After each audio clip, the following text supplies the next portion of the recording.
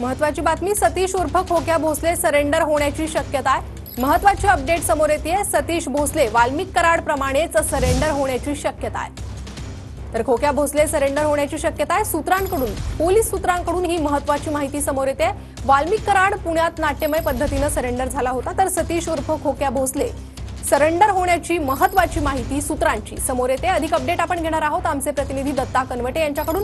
दत्ता, काय अधिक माहिती आहे? प्रणिता, बीड जिल्ह्यातल्या दोन मोठ्या घटना आहेत ज्यांची मोठ्या प्रमाणात चर्चा झालेली आहे। या दोन्ही घटनांमधले आरोपी फरार झाले होते। पहिल्या घटनेमधला आरोपी वाल्मिक कराड हा नाट्यमय पद्धतीने अनेक दिवसानंतर पुण्यामध्ये सरेंडर झाला होता। आता खोक्या भोसले सुद्धा 4 ते 5 दिवसांपासून फरार आहे। त्याच्या शोधासाठी अनेक पोलिसांची पथकं सुद्धा रवाना झालेली आहेत। मात्र खोक्या भोसले हा सुद्धा सरेंडर होण्याची शक्यता व्यक्त केली जाते। खोक्या भोसले हा पुणे किंवा बीड जिल्ह्यामध्ये स्वतःला सरेंडर करण्याची शक्यता आहे, अशा स्वरूपाची माहिती पोलीस सूत्रांकडून मिळते।